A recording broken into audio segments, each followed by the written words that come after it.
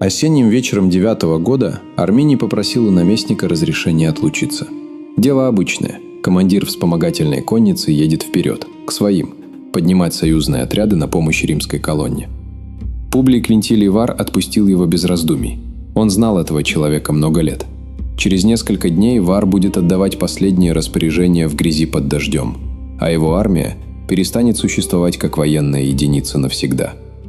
С Вара шли 3 легиона – 17-й, 18-й и 19-й, плюс 6 когорт вспомогательной пехоты и 3 конных отряда. Если считать обозных слуг, торговцев, женщин и детей, которые следовали за войском, наберется 1020 человек. Колонна на марше растягивалась километров на 15. Голова уже поворачивала за холм, когда хвост еще выходил со старой стоянки. Арминий был вождем херусков и одновременно римским гражданином всаднического сословия. Сочетание, которое сегодня звучит странно, а тогда встречалось часто. Подростком его отправили в Рим заложником, как это тогда делалось с сыновьями союзных вождей. Он вырос среди римлян, выучил латынь, отслужил в армии, командовал вспомогательным отрядом, получил гражданство и всадническое кольцо. Знал, как римская армия строится, как ест, как ставит лагерь, сколько времени ей нужно, чтобы развернуться из походного порядка в боевой. И знал, где эта машина беспомощна. Еще до похода один из германских старейшин, Сигест, пришел к Вару и прямо сказал, что Арминий готовит нападение. Просил арестовать его на Перу вместе с другими вождями. Вар отказался. Сигест приходился Арминию тестем и был с ним в ссоре, так что донос выглядел семейной склокой. Логика наместника понятна. Она же его и погубила. Сообщение о восстании дальнего племени пришло в конце сезона, когда легионы уже собирались уходить на зимние квартиры к Рейну. Восстания не было. Его придумали, чтобы вытащить колонну с наезженной дороги в сторону, в местность, где римляне толком не бывали. Вар свернул. Он вел войско походным строем, не боевым, потому что шел по замеренной территории со своими проводниками из мест. Причина, по которой германцы вообще решились, лежит на поверхности и не связана с любовью к свободе. Вар пришел в Германию с опытом управления Сирией и Иудеей, где имел дело с готовой налоговой системой и городами. Он начал вести себя за Рейном так же. Назначал суды по римскому образцу, собирал подати, ставил чиновников. Для племенного общества, где вождь получал власть за щедрость и удачу, а не за должность, это выглядело как отъем всего сразу. Велий Патеркул, служивший в те годы в тех местах, пишет, что Вар считал германцев людьми, которых можно усмирить розгой и приговором. Судя по результату, считал он неверно. Что произошло на марше, восстанавливают по 3 античным текстам, которые расходятся между собой в датах, числах и последовательности, и по земле, которую копают до сих пор. Дорога сузилась. Слева поднимался лесистый склон холма. Справа тянулось верховое болото, а между ними оставалась полоса твердой земли метров 100, местами уже. Пошел дождь. Не гроза, а долгий осенний ливень, какой в Северной Германии может идти сутками. Колеса телег вязли, мулы падали, люди толкали повозки плечами, сняв щиты. Первый удар пришел сбоку. Дротики из леса, короткий рывок, отход. Никакого сражения в римском понимании. Линии нет, врага почти не видно, а идти вперед надо. Легионер обучен драться в строю, локоть к локтю, прикрывая соседа справа. На тропе шириной в 3 человека строй не собрать. Щит из клееного дерева и кожи, промокнув, тяжелеет вдвое. Тетивы лучников из вспомогательных отрядов ослабли и не стреляли. Хуже всего было то, что колонна перестала быть единым телом. Голова не знала, что происходит в хвосте. Гонец от арьергарда до наместника ехал часами по забитой дороге, объезжая застрявшие телеги. И к моменту, когда приказ возвращался обратно, отдавать его было уже некому. Звук на той дороге был плотный и глухой. Дождь по листве, скрип осей, ругань погонщиков, крик мула. В таком шуме свист дротика за секунду до попадания не расслышишь. Легионер идет с щитом за спиной, потому что руки заняты повозкой, а надеть его обратно означает остановиться и застопорить всех, кто сзади. Германцы это видели с откоса сверху и били именно туда, где щит висел на ремне. Первую ночь провели в наспех построенном лагере. Ров, вал, палатки, часовые. Все по уставу, все правильно и все бесполезно. Потому что утром лагерь надо покидать и снова идти по той же тропе. Жгли повозки и лишний груз, чтобы двигаться быстрее. Вышли. Прошли часть пути открытым местом, где германцы отступили и не мешали, и это, вероятно, было хуже всего. Люди поверили, что худшее позади. К вечеру снова лес, снова дождь, снова удары по флангам. К германцам за эти дни подтянулись новые отряды из соседних племен, которые ждали, чем кончится, и решили присоединиться к выигрывающей стороне. На третий или четвертый день у подножия холма, который сегодня называется Калькризы, колонна уперлась в земляной вал. Германцы сложили его заранее, из нарезанного дерна, с деревянной опорой внутри и водоотводной канавой сзади, чтобы стенку не размывало. Длина сохранившегося участка около 400 метров. Строили не за ночь и не в горячке боя. Это значит, что Арминий знал маршрут колонны за недели вперед и выбрал место, где дорога сама зажимает войско между склоном и трясиной. Вал перекрывал проход. Слева стена насыпи, справа болото, впереди люди с копьями, сзади своя же затопленная дорога. Кавалерийский префект вала Нумоний бросил пехоту и увел конницу в сторону Рейна. Его не осуждали бы, если бы он дошел. Он не дошел. Вар был ранен. Понимая, что плен для римского командира означает быть выставленным на показ и потом принесенным в жертву, он оборвал свою жизнь сам, как поступали в такой ситуации знатные римляне. Часть старших офицеров сделала то же. Остальные держались, пока держались. 3 легиона исчезли. Их не разбили и не переформировали. Их вычеркнули. Номера 17, 18 и 19 после этого в римской армии больше не встречаются, хотя другие номера спокойно переходили от одного соединения к другому веками, и 22-й или 3-й легион существовали в разных видах столетиями. Аргумент этот, надо признать, построен на молчании. Мы не находим упоминаний, а не находим запрета. Но римляне вели учет скрупулезно. Надписей от армии осталось много, и 3 пустых номера подряд посреди плотного списка выглядят как решение, а не как случайность. Орлы, серебряные штандарты легионов, остались у германцев. Для римлян это было тяжелее потери людей. Людей набирали заново. Орла нельзя было изготовить второй раз. Он был один, и он был у чужих. Светоний пишет, что Август, получив известие, несколько месяцев не стриг волос и не брил бороду, а иногда бился головой о дверной косяк, повторяя одно и то же. Квинтилий Вар, верни легионы. Пересказ этот сделан через 100 лет после события, и оценивать его как стенограмму не стоит. Но реакция власти видна не по анекдоту, а по бюджету и по картам. Август увел в городе чрезвычайные меры.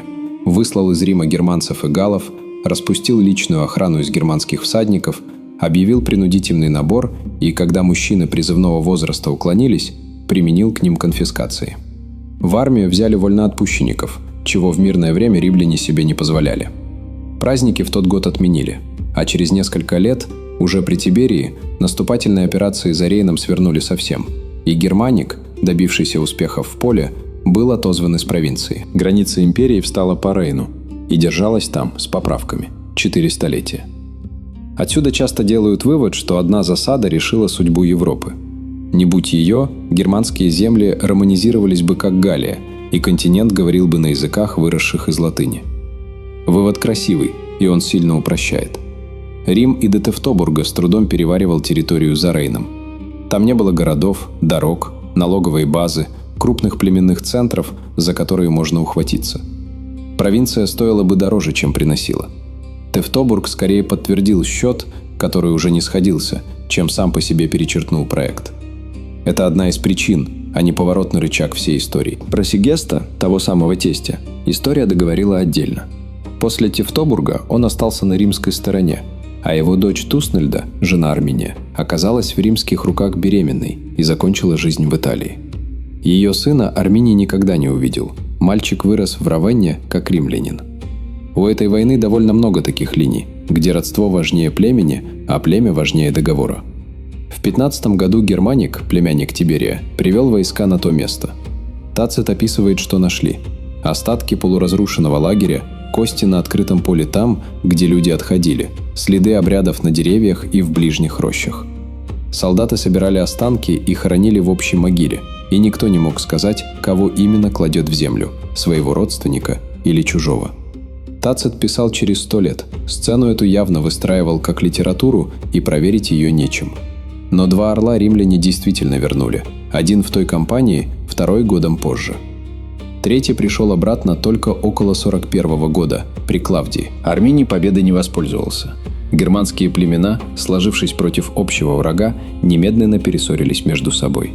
Часть вождей по-прежнему держалась Рима. Часть увидела в Арминии человека, который метит в единоличную власть. Он воевал с соседним царем Марабодом, воевал с собственным тестем, и примерно через 12 лет после Тевтобурга его не стало.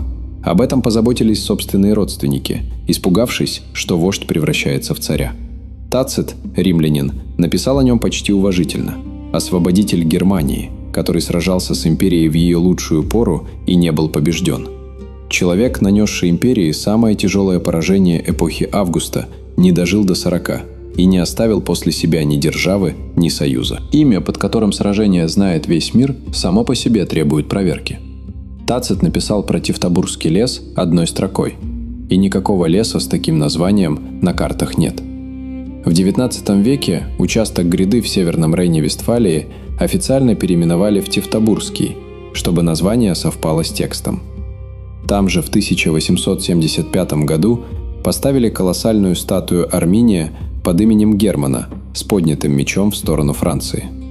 Объединявшейся Германии нужен был предок, который бил чужие империи, и предка нашли в древнеримской книге. Историю подобрали под памятник, а не наоборот, и стоит статуя, между прочим, километрах в 70 от вероятного места боя. Где именно все это происходило, не знали 1500 лет. Тацит обронил слова о Тевтобургском лесе, и с эпохи Возрождения немецкие краеведы предложили несколько сотен точек на карте. Спор был бесконечным, потому что спорили о тексте, а не о земле. В 1987 году британский офицер Тони Клун, служивший в Оснабрюке и увлекавшийся поиском с металлоискателем, обошел поля у холма Калькриза. Он нашел 162 римских серебряных динария и 3 свинцовых снаряда для пращи. Монеты были ранние, ни одна не позже правления Августа. Обычная римская находка выглядит иначе. Монеты разных эпох вперемешку, потому что деньги ходят долго. Здесь чекан обрывался ровно на нужном десятилетии, как будто кошельки перестали пополняться разом. Раскопки идут там больше 30 лет. Нашли основания того самого дернового вала, кости мула с бронзовым колокольчиком, набитым соломой, чтобы не звенел на подходе, детали конской упряжи, хирургический инструмент, весы, гвозди от солдатских сандалий, лежащие цепочкой вдоль исчезнувшей тропы. Нашли и ямы с останками, засыпанными позже, уже без спешки. Кости пролежали на открытом воздухе несколько лет, прежде чем их собрали и закопали. Это единственное, что археология говорит в пользу рассказа Тацита о походе Германика. И говорит она это костями, а не литературой. И серебряную маску от парадного шлема всадника, которую с земли достали почти целой. Она смотрит пустыми глазницами и стала лицом всей находки. Полной уверенности, что Калькриза – это именно бой Вара, у археологов нет до сих пор. Через те же места позже проходили войска Германика, и часть коллег осторожно предполагает, что вещи могли остаться от других столкновений. Спор идет по изотопам свинца в металле, по клеймам, по возрасту находок. Мне такая осторожность нравится больше, чем уверенное указание пальцем на карту. Место, которое искали 500 лет, слишком легко найти там, где хочется его найти. И Калькриза как раз стоит на территории, которой очень нужен был свой памятник. Впрочем, изотопный анализ свинца из найденных предметов в последние годы указывает на рудники, поставлявшие металл именно 19-му региону. И это довод посерьезнее краеведческого энтузиазма. Если вам нравится, когда историю разбирают через находки и оговорки, а не через пафос, подписывайтесь. Никакой загадки в военной стороне этой истории нет. Римская армия была лучшей в мире в одном конкретном режиме. Развернутый строй на ровном месте. Дисциплина, тяжелый щит, короткий меч для работы вплотную, смена линий, резервы. Все это требует пространства и времени на построение. Отнимите пространство, отнимите время, добавьте дождь, обоз и незнакомый лес, и от преимущества остается усталый человек с намокшим щитом на узкой тропе. Германцы не победили римлян в бою. Они не дали бою состояться. Разница не риторическая. Там, где Арминию позже приходилось выходить против легионов в поле, он проигрывал. Германик бил его дважды, в том числе на равнине у Идиставиза, и бил тем же самым инструментом, который не сработал у Вара. Отсюда, кстати, растет и претензия к самому Вару. Его принято называть бездарностью, и античные авторы охотно это делают. Но всякий римский наместник в те годы ходил через варварскую территорию с проводниками из местных, потому что других проводников не бывало, и опирался на союзных вождей, потому что армия физически не могла контролировать леса без них. Вар делал ровно то, что делали до него и после. Ему не повезло попасть на человека, который потратил годы на изучение изнанки этой системы и один раз дернул за нужную нитку. Ошибка тут не в глупости, а в том, что доверие в такой конструкции ничем не подстраховано. Про источники надо помнить постоянно. Вилей Патеркул, единственный автор, служивший в те годы в Германии, писал о Варе как о человеке вялом и жадном. Но Вилей вообще пишет с оглядкой на Тиберия, чей двор Вару не благоволил. Кассий Дион составлял связанный рассказ через 2 столетия. Тацит строил сцену. Ни один из троих не был на той тропе. А на той тропе, если верить земле, лежали серебряные монеты с профилем Августа. Они пролежали в песке 2000 лет и вышли наружу почти без окиси, потому что серебро хорошо себя чувствует в кислой болотной почве. Держать такую монету в руке странно. Чекан свежий, портрет четкий, вес правильный. Человек, который нес ее в кошельке, собирался потратить ее на зимних квартирах у Рейна, до которых оставалось несколько дней пути. Не забудьте подписаться и напишите, что вы думаете об этом. Не прощаемся.